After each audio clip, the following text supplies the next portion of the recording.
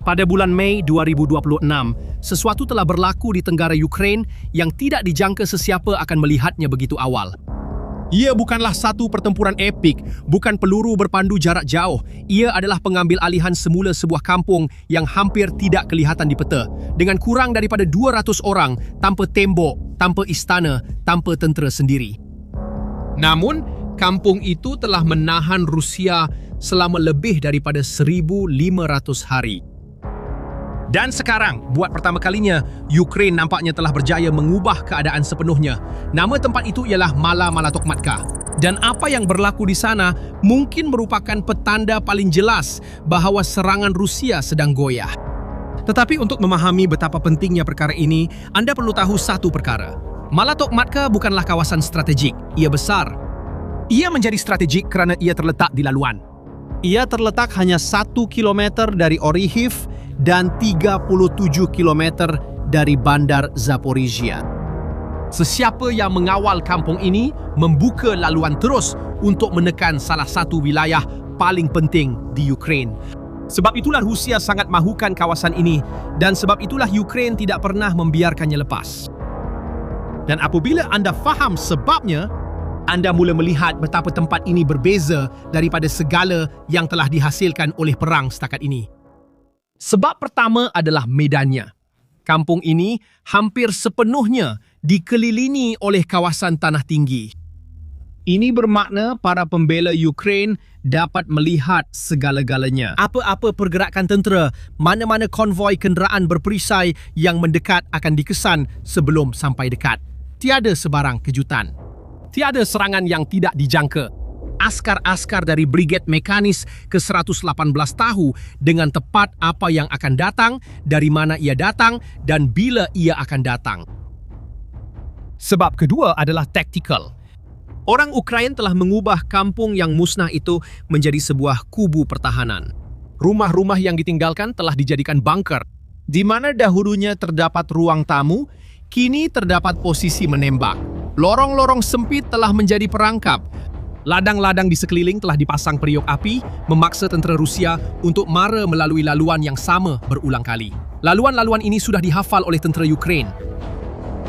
Dan dengan berlalunya masa, drone telah menguasai sepenuhnya situasi. Setiap cubaan serangan dipantau secara masa nyata dan diambil tindakan sebelum ia sempat bermula. Askar-askar yang mempertahankan Mala-Tokmatka malah mendapat gelaran Cyborg, satu rujukan langsung kepada wira-wira yang mempertahankan lapangan terbang Donetsk selama berbulan-bulan dalam keadaan yang mustahil. Mereka adalah orang-orang yang tidur di dalam bilik bawah tanah, yang menghabiskan berminggu-minggu tanpa melihat matahari, yang bangun setiap hari dengan bunyi artileri sebagai jam loceng mereka. Mereka bertempur dalam suhu di bawah sifar, di bawah serangan bom yang berterusan, hampir dikepung sepenuhnya. Namun begitu, mereka tetap tidak berundur.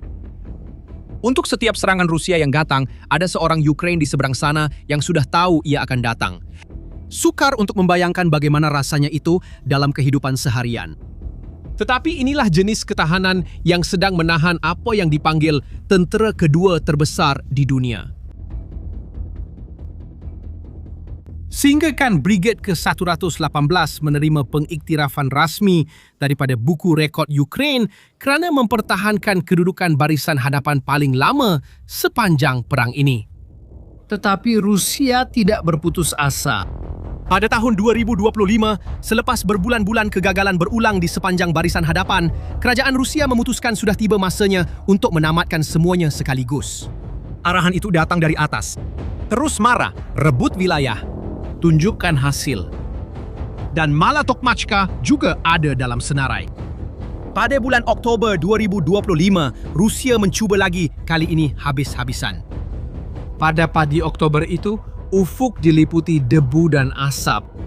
26 kenderaan berperisai mara serentak, tanah bergegar, drone Ukraine sudah berada di udara. Serangan terbesar sehingga ketika itu telah diatur pada 20 Oktober. Unit-unit dari Regimen Infanteri Bermotor ke-71 mara dengan 2 kompeni penuh dan kira-kira 26 kenderaan berperisai termasuk kereta kebal perang dan kenderaan pengangkut tentera. Secara teori, satu pasukan sebesar ini mampu menawan sebuah bandar sepenuhnya, bukan sekadar sebuah kampung yang telah musnah. Tetapi itu bukan yang berlaku. Pihak Ukraine membalas dengan drone, periuk api dan tembakan terus. Menjelang akhir hari, 20 kenderaan Rusia telah musnah dan berpuluh-puluh askar terbunuh. Dan kemudian Rusia melakukan sesuatu yang tiada siapa jangka. Ia bukan serangan baru. Ia bukan satu pengunduran. Ia adalah sesuatu yang jauh lebih mendedahkan daripada mana-mana pertempuran. Pada 16 November 2025, Menteri Pertahanan Rusia Andrei Belousov membuat pengumuman rasmi.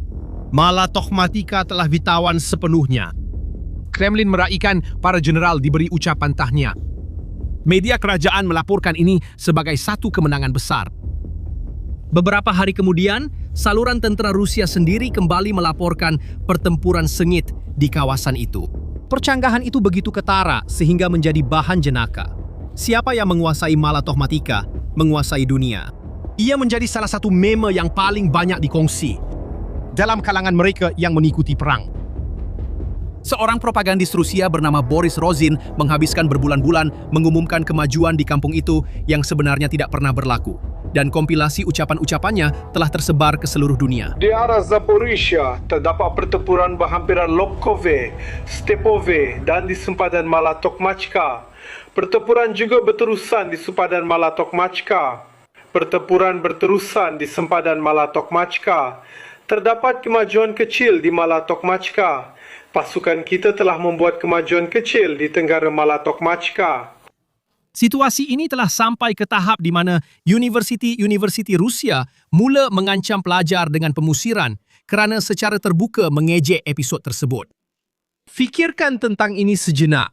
Kerajaan yang menggunakan kuasa negara untuk membungkam jenaka tentang sebuah kampung dengan 200 orang, ribuan lelaki terbunuh demi sebuah kampung yang masih milik Ukraine. Tetapi cerita itu tidak berakhir dengan meme kerana pada Mei 2026, sesuatu benar-benar berubah.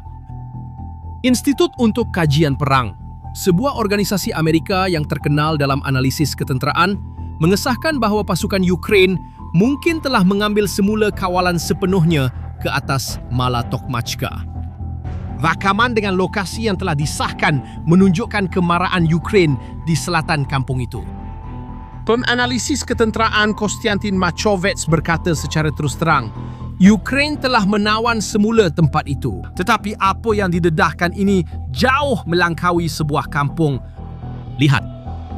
Pada April 2026, institut yang sama mencatat bahawa pasukan Rusia telah kehilangan kawalan ke atas 116 km persegi wilayah dalam 1 bulan sahaja. Serangan musim bunga Rusia yang sepatutnya menjadi kemajuan besar pada tahun 2026 telah terhenti. Dan sebabnya amat memusnahkan bagi Rusia. Tiada pasukan simpanan. Askar-askar yang sama yang keletihan kekal di barisan hadapan tanpa digantikan. Tentera ke-58 Rusia yang sepatutnya mara ke Orikhiv telah terhenti. Bukan kerana mereka memilih untuk berhenti, tetapi kerana serangan balas Ukraine memaksa mereka bertahan. Bala bantuan tidak pernah tiba, kerana memang tiada. Dan itu bermakna satu perkara yang sangat jelas. Setiap minggu yang berlalu, tentera Rusia menjadi semakin lemah. Ini bukan pendapat, ini adalah aritmetik. Tanpa pasukan simpanan, tiada penggiliran. Tanpa penggiliran, askar akan kepenatan. Askar yang keletihan akan melakukan kesilapan. Dan kesilapan di barisan hadapan akan menyebabkan kehilangan wilayah. Rusia bukan sahaja sedang kalah. Ia terperangkap. Setiap serangan yang gagal semakin mendalamkan lubang yang digalinya sendiri. Dan kerana semua itu, apa yang berlaku di Malatokhmatika bukan sekadar satu pertempuran.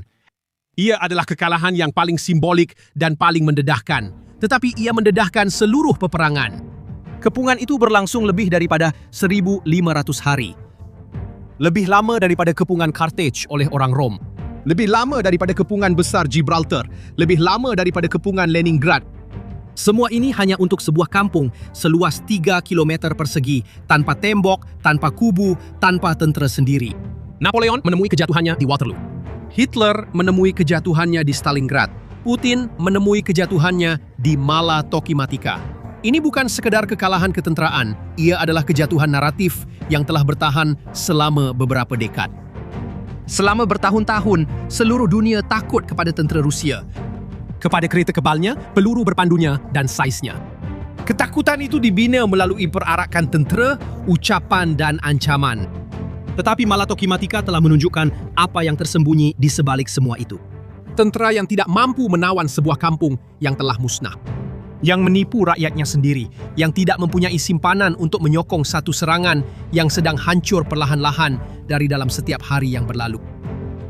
Semua ini menimbulkan satu soalan yang patut anda jawab di ruangan komen. Sejauh mana anda rasa Rusia masih mampu mengekalkan perang ini? Tinggalkan pendapat anda di bawah. Saya sangat ingin tahu apa pendapat Anda. Jika kandungan ini membantu Anda memahami apa yang tersembunyi di sebalik angka-angka perang ini. Kongsikan dengan seseorang yang juga mengikuti konflik ini. Dan jika Anda masih belum melanggan saluran ini, ambil peluang untuk melakukannya sekarang. Banyak lagi perkara sedang berlaku dan kami akan membawa semuanya secara langsung untuk anda. Jumpa lagi.